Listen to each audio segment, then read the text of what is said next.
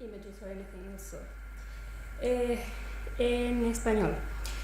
Se llama Identidad, Memoria y Atmósferas de Afecto en Historia Menuda de un País que ya no existe, de Mirta Rivero. Quisiera utilizar el libro Historia Menuda de un País que ya no existe, de Mirta Rivero, para pensar tres problemas que continúan vigentes aun cuando, en teoría, la globalización los ha convertido en obsoletos. El primer tema es la identidad. ¿Cómo podemos pensar hoy en relatos identitarios cuando ha dejado de existir el territorio definido que los sostenía? El segundo problema es la memoria. La posmodernidad canceló el pasado colocándolo en el palincesto del presente. Pero la persistencia de la memoria se hace evidente en todas partes y sus restos continúan acosándonos desde los lugares más inesperados.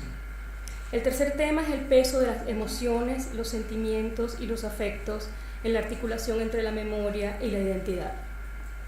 Historia Menuda es un objeto perfecto para pensar estos problemas porque responde casi exactamente a la definición que ha dado Josefina Ludmer de las literaturas postautónomas.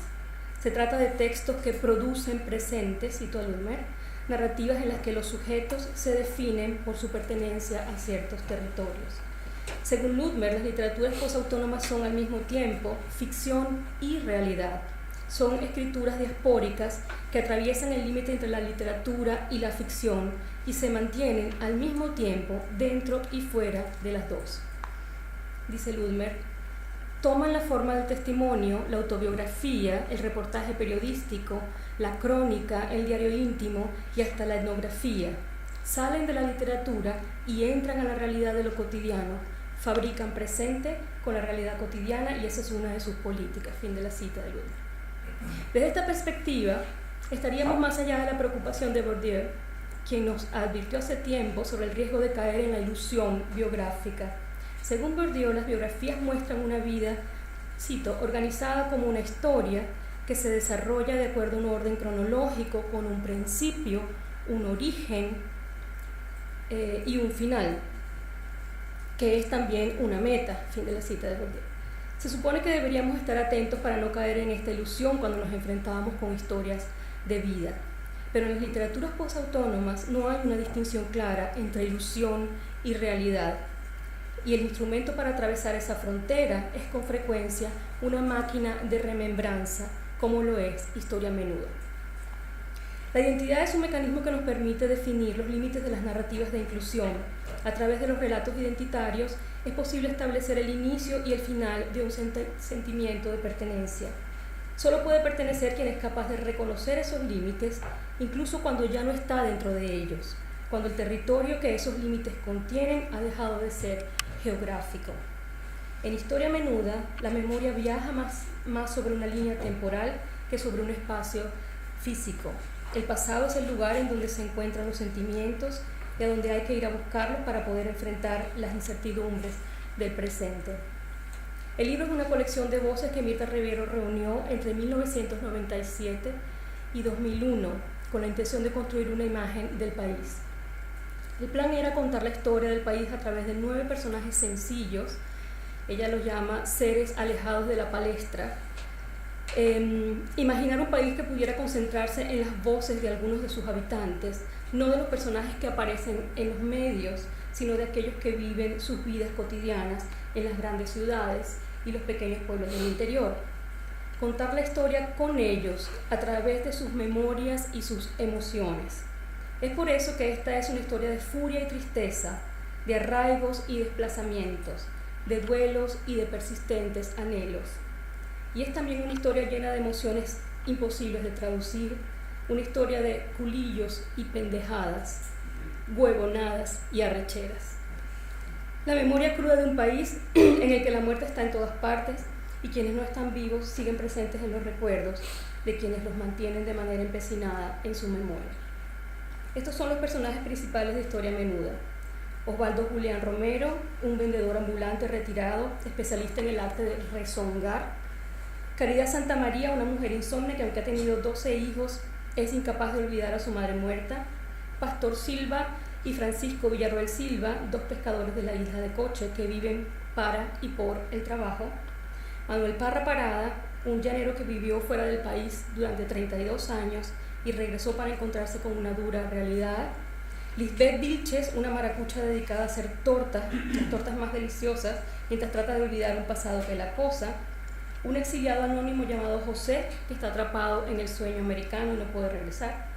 Gerardo Trujillo Larcón, un economista caraqueño que atesora la historia de su familia, especialmente la de su abuela, que escribió en sus diarios todo lo que pasaba a su alrededor por casi un siglo. Y Marisol García, una venezolana nacida en las Islas Canarias, que perdió a su madre en un asalto apenas unos días antes de que la familia regresara a vivir a su lugar de origen. Pero estos personajes no están solos, con ellos viene una legión de familiares, la parentela. Cada uno de ellos habla de sus padres y abuelos, y en algunos casos de sus hijos y nietos. De manera que esta es una historia de anchas familias que no siempre se han mantenido unidas. Se trata de familias desperdigadas, divididas por la pobreza, la violencia, la migración, el exilio y otras calamidades. Todos van en busca de cierto sentido de identidad, no de una identidad esencialista, integral, originaria, como diría Hall, sino una identidad que pueda ser considerada, citando a Butler, como la sedimentación del nosotros en la construcción de cualquier yo. Porque como sostiene Judith Butler, las identificaciones, cito, están sujetas a la volátil lógica de la iterabilidad. Son lo que constantemente se encuentra movilizado, consolidado, reducido, discutido y a veces dejado forzosamente atrás. Si hoy en día solo podemos pensar en la identidad a través de los artefactos que generan relatos de arraigo, entonces Historia Menuda es una de esas máquinas de producir y reproducir posiciones de sujetos. Ante la ausencia de grandes narrativas, estas pequeñas historias se suman, como sostiene Jeffrey Olick, a la proliferación de diferentes memorias, los residuos esparcidos a través del paisaje social. Tal vez la única identidad a la que tenemos acceso en esta modernidad líquida en la que vivimos. Historia Menuda se inscribe en dos tradiciones muy latinoamericanas, la crónica y el testimonio, y a partir de allí colecciona historias de vidas, de personajes que a veces nos hablan directamente y que tienen una manera muy idiosincrática de recordar la historia nacional. Este es el caso de Osvaldo Romero, quien utiliza el ejemplo del Libertador para justificar su propia inclinación hacia las mujeres. Leo una cita directa del libro para que escuchen esta voz de este personaje. Esa es la eterna vaina, si hasta los grandes hombres lo joden por eso. Ahí está Bolívar, que lo agarró Manuelita Sáenz, que fue la última, y lo puso a lavar pantaletas, según dice la historia. Simón Bolívar tuvo 48 mujeres y murió por eso, porque eso fue lo que lo mató. Mientras los carajos andaban por allá peleando, ese hombre estaba aquí peleando otra cosa. Eso fue lo que acabó con él, el wiki. Así, algunos de los momentos más importantes de la historia de Venezuela pasan a través de estas páginas filtradas por el modo como fueron vividos o son recordados por estos personajes, porque esta es una historia contada como crónica, como testimonio de una vida vivida en el día a día. Pero estos no son los indígenas guatemaltecos que representaba Rigoberta Menchú, ni los mineros bolivianos de los que nos hablaba Domitila Barrios de Chúngara, y Mirta Rivero no es Elizabeth Burgos ni Moema Bieser. Las voces que nos hablan en Historia Menuda no pertenecen a los oprimidos imaginados por el latinoamericanismo internacional, sino que son las voces de gente de distintos orígenes y procedencias que vivieron en Venezuela en un momento de transición entre dos sistemas políticos diferentes. Estas voces están acompañadas por la voz de la narradora, autora, que también cuenta su historia intercalándola entre las voces de sus personajes, lo que la ubica en una posición de proximidad horizontal, de contigüidad. Esto hace que el texto mantenga el efecto de verdad del testimonio. Se trata también de una ilusión, por supuesto, que se logra a través de la representación democrática del lugar del intelectual. Pero el resultado es una atmósfera afectiva que produce un tipo específico de relato identitario, el relato nostálgico de un pasado compartido. La teoría de los afectos nos habla de la manera en que debemos estudiar las emociones, de la importancia de los sentimientos y del modo como lo afectivo pasa a través de diversas mediaciones. Brian Massumi nos recuerda en su lectura de Deleuze que los sentimientos son personales y biográficos, las emociones son sociales y los afectos prepersonales. Por su parte, Ben Anderson propone, siguiendo a Foucault, que lo prepersonal es también político. Según Anderson, cito a Anderson, estamos inmersos en atmósferas que se mueven constantemente entre lo objetivo y lo subjetivo. desbaratando la distinción entre los dos términos. Fin de la cita. Como un concepto vecino a las estructuras de sentimientos de Raymond Williams, Anderson desarrolla el concepto de atmósferas de afecto con el fin de imaginar un campo de fuerza que no solo, cito, establezca límites y ejerza presión como lo hacen las estructuras de sentimiento, sino que también rodee y envuelva algo particular, al tiempo que existe al borde de la disponibilidad semántica. Las atmósferas envuelven y por lo tanto presionan sobre una sociedad desde todos los lados con cierta fuerza. Las atmósferas envuelven tanto a la gente como a las cosas y a los lugares. Fin de la cita. Pero el concepto de atmósferas afectivas puede sonar algo etéreo. Por eso es necesario estudiar las prácticas afectivas específicas, como sostiene Margaret Weather, quien citando a Ahmed dice: las prácticas afectivas materializan la vida social y mental, creando superficies particulares y tipos concretos de sujetos y objetos, cuerpos individuales y colectivos. De esta manera, las prácticas afectivas establecen relaciones entre sujetos y objetos a través de sus formaciones y constituciones entrelazadas. Pero también necesitamos localizar los afectos, no en el éter o en circulaciones misteriosas e infinitas, sino en cuerpos concretos y en actores sociales específicos que negocian, toman decisiones, evalúan, se comunican, piensan y se relacionan entre sí. Fin de la cita. Tal vez esto resulte en conceptos útiles para pensar la situación política y cultural de Venezuela. La inquietud permanente en la que vive la gente en este país es producto de una atmósfera de tensión alimentada desde el gobierno, que hace que los venezolanos vivan en un presente crispado, que fluctúa entre el duelo y la furia, la carencia de los servicios más básicos y la angustia de esperar cada día el anuncio inminente de una calamidad por venir. En medio de esta atmósfera afectiva, cualquier discurso racional parece inútil.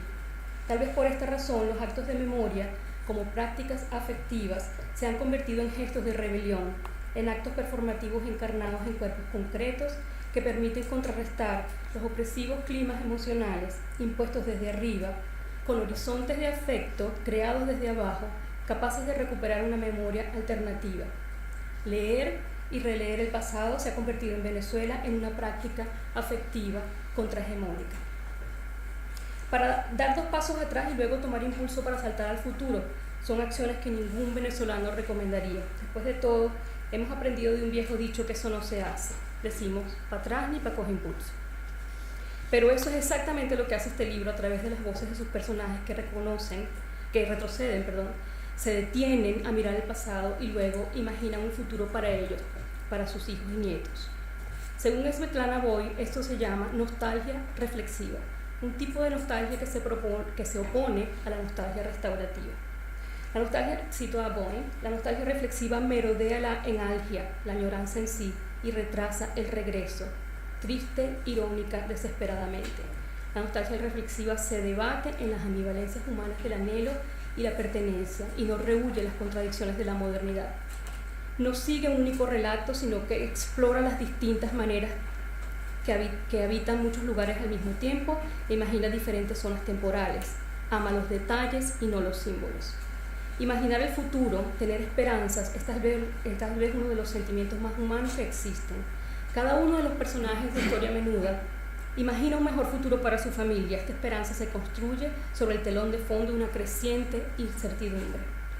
La promesa de una pequeña felicidad es lo que este libro ofrece para contrarrestar la inquietud imperante.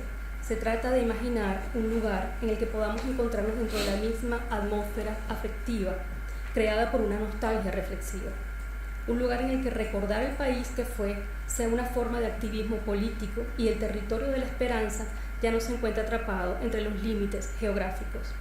Este es el sentimiento, la emoción y el afecto expresado al final de la historia de Caridad, en la voz del narrador. Imagina un pasado anterior al desorden y a la confusión del presente, al tiempo que predice un futuro en el cual la atmósfera angustiosa en la que se vive hoy podrá ser olvidada.